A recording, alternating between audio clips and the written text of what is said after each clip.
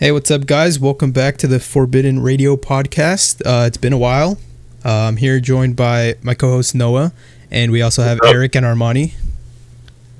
What's up, guys? Yes, it has been a while, but it's nice to be back to just talk to you guys and let you guys know everything that's going on with Forbidden Origins. Oh yeah, yes, sir. We said we weren't going to be back until next year with season 2 of the podcast. This is kind of season 1.5, I guess. Just a little promotional podcast episode for the new book that came out. What was that Lion King movie? It was like Lion King 1.5. Oh yeah, that movie was great. Yeah. It's like that. It's like Forbidden Radio 1.5 in between. Exactly. Season 1 and season 2, literally. Simba's Revenge. Anyways, but there is a book that just came out actually. What is that little book called? I'm being hilarious right now, but of course, the book that started it all, our debut series, The Old Universe. Just a quick rundown for anyone who isn't familiar with Forbidden Origins. We're an independent publishing multimedia company, publishing a whole bunch of stuff, but our first series is The Old Universe, which a lot of where our stories take place in, and it's a 5-book series, and the second book actually just came out last week, November 19th. So for anyone who's a fan of The Old Universe, who've been waiting for the next book, if you didn't hear yet, but yeah, it's out. So it's out, available now on Amazon.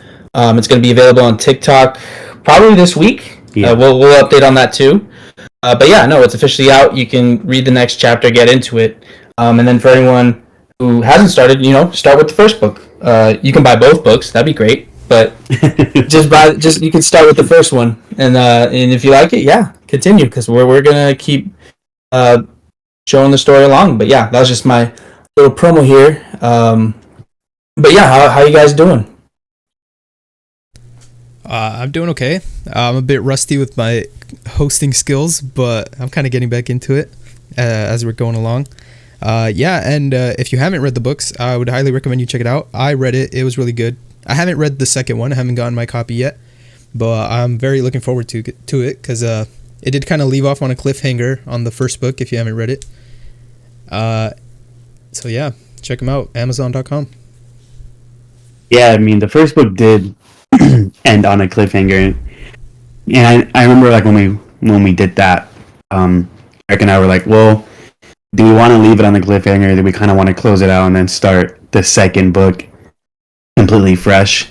Because there's like that cliche of, ooh, everyone does a cliffhanger, but I felt like the story naturally progressed to that part, and that was a good spot to end, right? Yeah, that was a good stopping point.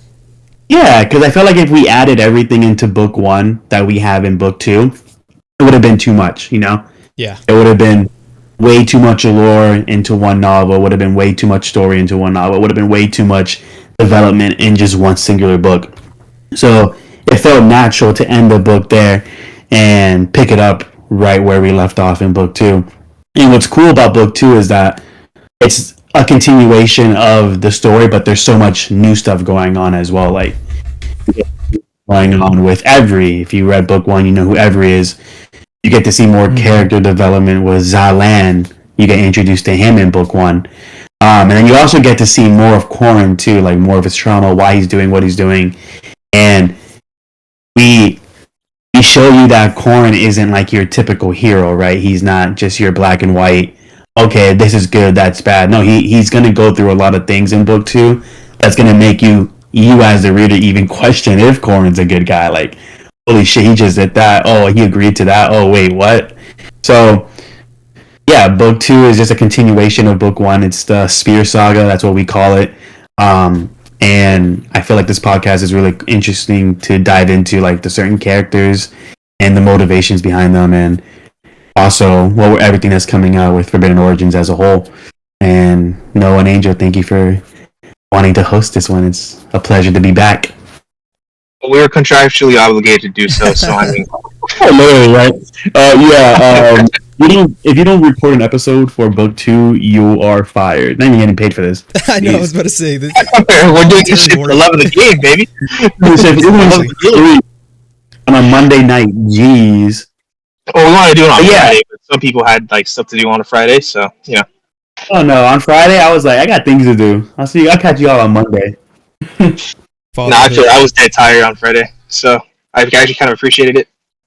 Yeah, no, it's good. It's good to do it on a Monday. You know, week's fresh. Yeah, Everyone's off work. Yeah, like you're already in the mood of things. Because at the end of the week, like you're already so tired because of work and just daily life stuff. It's like I just wanted to chill. You know. Exactly.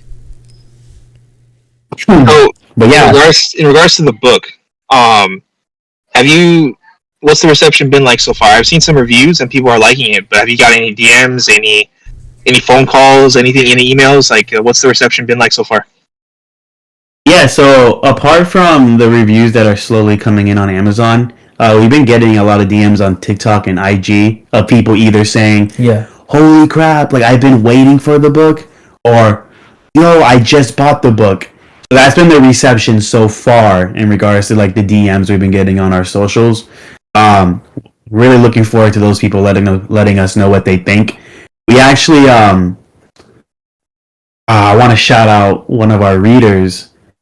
I don't know if it's appropriate to actually say their name on here because I'm gonna like blast them. No, just say. But I'll just say one of our readers on Instagram. His girlfriend bought the book for him, and he bought himself a copy. But his girlfriend bought him a copy as well, and had us sign it for him for their anniversary. Oh, that's So I thought that was pretty cool because he's like really into the book series. And what's cool about it too is like the old universe got him back into reading. Yeah, she said that. Yeah. So she told us that. So that's like the reception we're getting. Like people are like interested in reading again. Like we're changing the culture. yeah, dude. Reading is coming back, and you guys are at the forefront. Yeah, reading is coming back, and it's cool. It's like reading shouldn't be boring, and that's one of the main reasons why the first book isn't as big as a typical sci-fi fantasy. When the first book came out, we had a lot of people on TikTok mad that it was short. Like one guy made a video on TikTok. I'll have to find it one day and show you. One guy made a video on TikTok bashing the book because it was short. He was like, for a sci-fi fantasy about a war before the Big Bang, it needs to be bigger, it needs to be longer. And I feel like that's such a misconception. Like, you don't have to make a 700, 800 page book for it to be good, you know? Yeah.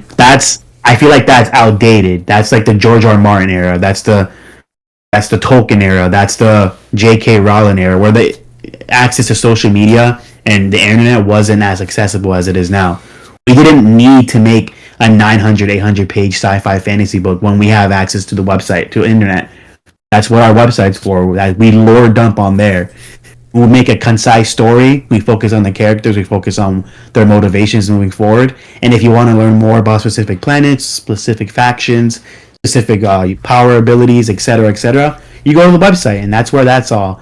That's another reason why, like, sci-fi fantasy, to me at least, is kind of a turnoff to people, because authors feel the need to lore dump in a single book, and no one wants to skip through a 900, 800 page book trying to figure out what they're reading, trying to figure out what they're saying. Some people like that, majority of people don't. And it was interesting to see like that reception as well, like the backlash for it to being a short book, and then the praise of it being the backlash of it being a short book, and then the praise of it being a short book. So it was cool to see that contrast. And book two's longer. Book two's about almost 200 pages longer than the first book. So to all the haters out there who wanted a longer book, you got it. Jeez. No, yeah. Actually, that's a good. Oh, sorry. No, go ahead, Angel. I was gonna say that's one of the best parts I thought about the book, is that it's pretty short and it's easy to read, so it's like easily accessible to people who don't read as a hobby. Like you just pick it up, finish it in like a few days, even in one sitting. I read it in one sitting. Yeah, it's an easy read, and like that's another thing people were saying too. Like a lot of the reviews for the first book and just comments in general were, I'm not really a sci-fi fantasy reader, but I flew through this book. And that's awesome to hear. Like, we're not only having new people come in that haven't read in like years, starting to read again, we're also bringing new people into the genre, you know? Exactly. Because sci-fi fantasy is awesome. Like, there's almost every major story out there has elements of sci-fi fantasy. That's what makes like stories fun. Whether it's like techno sci-fi, dystopian sci-fi, apocalyptic sci-fi, military sci-fi. Like, sci-fi fantasy is a cool genre, and I feel like people get lost in it, especially in book form, because again, people feel the need to lore dump and make a 900-page book for no reason. Yep. But each their own, I guess. Yeah. Plus, I do think it's good that it's shorter because in this day and age, TikTok brain rot, people's attention span is very short. Yeah. So making the beginning book, kind of shorter is like a really good move, like tactically in terms of trying to like retain, the reader. So yeah, like audience retention. Now, I have a question though. In regards to like, how you said you got like someone bashing the book. What's have you gotten any like major criticism in regards to the story? Like the old universe in general? I've actually been curious about this for a while. I never like had the opportunity to ask, but I feel like on the cusp of a new release, like one. I'll say the one that comes to the top of my head, and then I think Eric probably has a few that he has on the top of his head too. The one that comes to mind for me is there was a review. I believe it was a woman. She didn't like that the book started off as the story itself started off. She thought that we were going to do a love triangle between Corin, the main character, Avery, who later becomes his wife, and a character named Moria. She thought that we were going to make it where these two women were fighting for the man, like that cliche, like the girls are fighting for the main character. And she didn't even finish the book, and she left that as a review on Goodreads. Anyone can go on Goodreads and find it for the first book. And that's totally not the case. So it was mind-blowing to like read that as well. Like, wait, you didn't finish the book, and you immediately thought that you were doing a cliche about two women fighting for a man. No, like that that doesn't happen in the book at all. No one's fighting over a man. And what's cool is in book 2, those two characters that she thought were gonna fight over Corin, they end up fighting each other because they're on opposite sides of the spectrum. Like Moria's supports the Black Palace, Avery supports the Allegiance, and then the Battle of Vorondu in book 2, they fight and they have a conversation about that. Like, so that's one of the things I have on the top of my head about the story overall. Eric, what do you have anything? Yeah, I mean, for if you are curious, I think the best place to see like the more critical reviews would be Goodreads. Yeah. Because that's like a reviewing platform, so people kind of like to go in more on what they're reading and what they feel about it. Yeah. Speaking of that, book 2 is on Goodreads too, so anyone who leaves a review on Amazon, you can definitely leave it there. Had to shout that out, but shout out, man. But for Goodreads, some people thought maybe the pacing was a little too fast. Yeah. I've heard that. Some people wanted more character development. Which is fair. I mean, I think we had the characters set up pretty well, and their motivations are clear. But maybe some people expected more, which is fine. Yeah. Because no book is perfect. No book is completely perfect at all, and so there'll be people looking for different things, and your book's not going to have all of it, which is fine. As long as you created if you really felt like you just created like a complete story, and you know who your characters are, I think that's fine. Yeah. And there was one other thing. I'm trying to think of it for Goodreads. Oh no, it wasn't Goodreads. It was just then this is just more like kind of just the culture we live in now. With technology and stuff. Someone they didn't even write a full thing. They just said this book is terrible. It feels like it's written by AI or something. Someone said it was an AI book. Someone said it was written by AI, and that was hilarious to me because anyone who in the Discord, all the originators out there, they know how I feel about AI. Yeah, but we're strongly against AI here. Yeah, we get a lot of AI comments in regards to the book. Well, not a lot for the book. Well, that was only one. But we get a lot of AI comments in regard to the animations we make. Oh. So like for the animations, there's always at least one person that goes, "They're playing you. They just learned AI and now they're promoting it as their own." And that like in the beginning used to boil my blood because all the animations I make on Unreal take fucking hours to make. Yeah. Like hours. I spend all day doing that. But for someone to just, I don't know, drop a comment saying this is AI, as if I just typed in a prompt saying make this. It used to boil my blood, but now it doesn't. Now I just look at it and laugh and then keep posting about my day. Yeah, I mean, I feel like people on the internet just kind of like make assumptions and just run with it. Yeah, you can't please everyone at the end of the day. Yeah, you kind of just. And when in the comments, like the negative reviews that we got for book one, we didn't just shrug those off. We took that as feedback. That was a lot of them were constructive feedback. A lot of them were just people just being shitty and haters or just not caring and just posting whatever they wanted to say. But we did read every single review we got for book one, and the ones that felt constructive, we applied it to book two. There was some where they were like they wanted more character development on a certain character they liked, and we applied to that. There was some that was saying the pacing could be better, and we applied to that. I feel like that's probably why book two is a little bit bigger as well, just because we did pace it more. There is just more story to add in general. And also, we took a lot of the readers who wanted to read the second book. We took a lot of their feedback to heart, and we applied it to the second installment. So I think that's good, because also this was like the first book of not only the series, but I think the first book you guys have written, if I'm not mistaken. Yeah, it's the first book. It's the first book we ever published. Most authors have books under their belt before they release a debut series that they're working on. This is we came out the best of our first series. So yeah, this was like the prototype sort of. So like, of course, the books are gonna get better as the series goes on. So that's also what I'm looking forward to. Awesome. Does that answer your question, Noah? Yeah, no, I just wanted to know, like, no, you answered it. No, you're good. I'm satisfied. Yeah, one of the I saw a negative review once that was like something talking about how like the descriptions were like, or how it was not so descriptive, like when describing like certain like characters or actions or whatever. But I think it was great. Like it's a page turner for sure. Awesome. Yeah, and that's I feel like I remember that one too, and we took that into account as well, just being more descriptive in what we're describing, not just saying like a name or a lore or adding a new character. We made sure that everything's well fleshed out, so that no one's left behind wondering, oh wait, I have to go back because wait, what did they say there? Wait, who is this again? Yeah. And if for people who have read the book, that's another reason why we added a glossary too. That if you needed like a reminder, you can just go to the back of book one and the back of book two.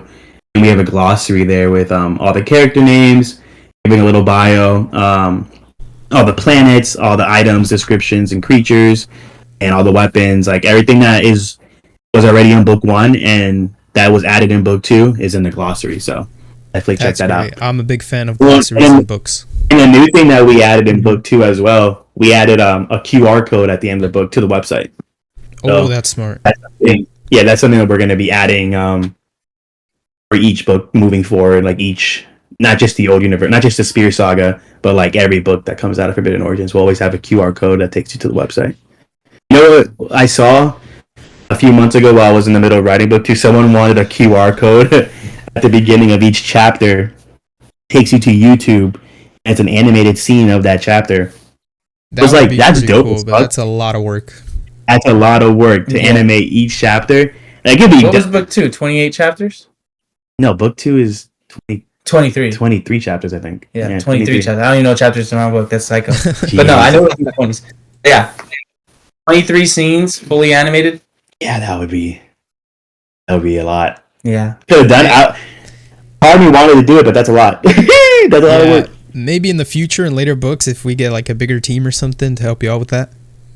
Yeah, or another thing would be cool would be like a re-release of the series in like 10 years. We're gonna remaster the Spear Saga. Yeah, we're gonna remaster the Spear Saga. And when we have like its animation team, we can do that. Speaking of that, I was actually on the phone with Q today. Okay, I sent a text to the group chat that Eric and Roberto have. For anyone who's listening, Q is Roberto. He's our originators over here, Forbidden Origins, dope guy. He made the book. He made the book cover for the Old Universe book 1 and book 2. So he's also Echoes of the Old Universe. One of the first guests, for Forbidden Radio. He's been here before. So. Yeah, incredibly talented. Since we were just talking about animations, I was speaking with him earlier. I'm not going to be doing anything on Unreal anymore until we have our official animation style. So, like, you guys remember those character sheets that I showed you guys of Corin, like the Allfather, and everyone that Bly made, the artist? Yeah, so that's like our official character style, like our art for Universe. So what we're going to be doing now moving forward, what we're going to be doing in 2025 on like the back end, we're going to be working to see how we can make our own animation style rather than just 3D modeling them and then putting them into Unreal and then putting all the scenes together. Like, we want to have our own unique look now. So that's what we're going to be focusing on in 2025. I just got off a season 1 run of Arcane. I finally binged the entire season. So I'm going to be on my Arcane shit for 2025. Trying to like find our unique voice in regards to animation for Forbidden Origin. So as soon as you see an animation come from us, like, you know, oh, okay, that's FO right there. Like, this is an FO animation. You see that with Pixar, DreamWorks, Disney, Laika. Like, as soon as you see those companies' animation, you go, okay, that's that company. So I want Forbidden Origin to have distinguished look. Yeah, that's gonna be the focus moving forward for 2025. And speaking of 2025, I should come out next year. A lot of shit. A lot of cool stuff. Pretty soon, no? In January, we have one coming out. Yeah, Eric. If I'm not mistaken.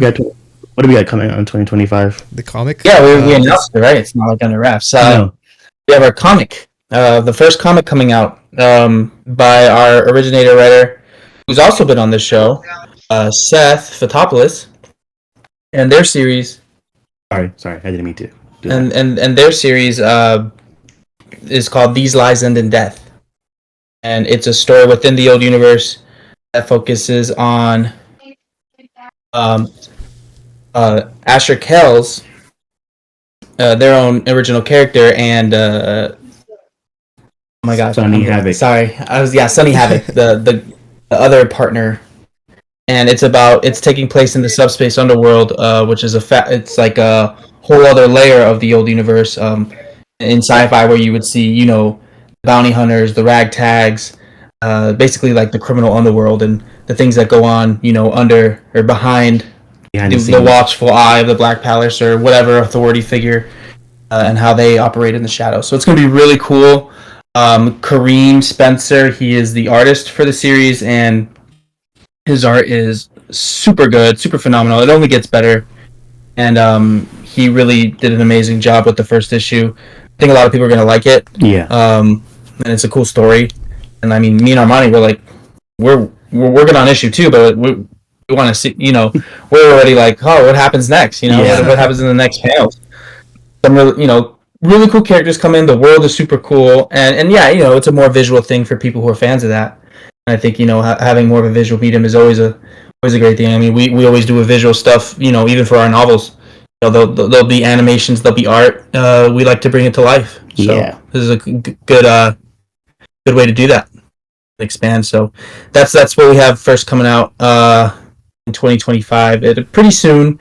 No, I don't know if we announced a release date yet. No, not yet. But it'll be early 2025. You won't wait long. So, but yeah. Is there anything else we want to talk about for next year, like coming out, or is that still all in development? What do you think? I think just the comic for now. Yeah, we have a lot of other development, we have some other secret projects that we can't talk about yet. But keep an eye out. We'll keep you guys on your toes. For sure. Yeah, we're going to be expanding, and it's going to be fun. So that's all we're going to say. Literally, that's the best way to put it, Noah. Noah said it best. Great way to put it, yeah. You're going to be expanding, and it's going to be fun. Yeah. So we have a new. I can say this: we have a new YouTube channel. We have a new YouTube channel coming out, and that's going to be really fun. It's actually going to be headed by Angel. Mm-hmm. That's going to be very exciting. That's going to be very exciting. We have something in the works for Noah. We'll reveal that later down the line. So yeah, 2025 is going to be a crazy year. Jam-packed year. It's going to really test us as a unit, as creatives, as a company, to see where we can go, how we're going to achieve it. And after we realize that we can do it, sky is literally not even the limit anymore after that. Yeah, no, I believe in us. I believe in this company. I think 2025 is going to be a great year. And I think hopefully every year after that is even better.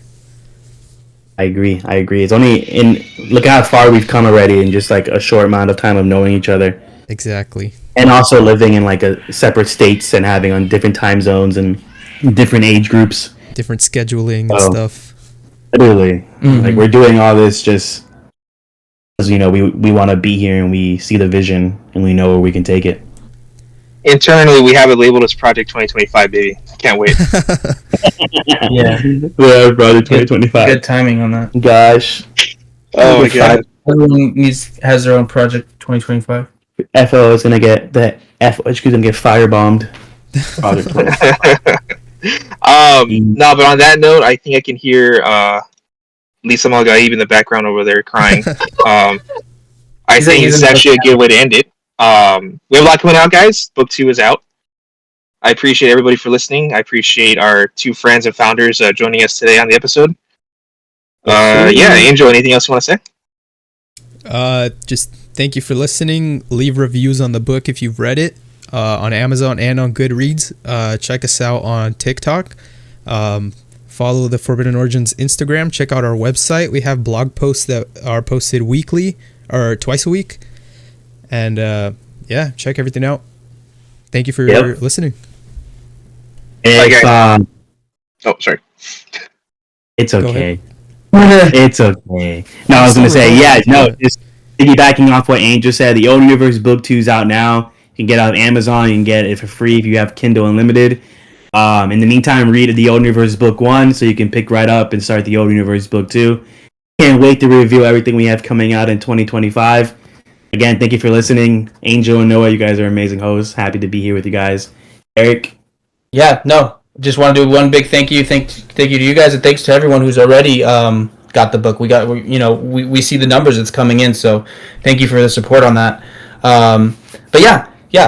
Check us out. Check out Forbidden Origins. Check out the Old Universe. And also just a quick mention too. We actually have a short story series in the Old Universe. That you guys worked on. Echoes of the Old Universe. Check that out too. We appreciate any kind of support too. So maybe you see the book and you're like, okay, I don't really read that much. That's fine, but you can share it. We live in that world where support can literally just be a share button, and that's really appreciated. So even if you want to just share it or recommend it to your friends or even just talk about it, go to the website, subscribe to our newsletter. So many ways to support. So, but just want to say thanks for that, and thank you guys. This is awesome, and like Armani, I'm excited for the next year to come and all the cool stuff we're going to be doing. Yep. Well, thank you guys so much for being here. To anyone listening, we'll see you again back in season 2. See you guys. Yes, sir. Peace out. Have a good night, everyone. Sure. Bye.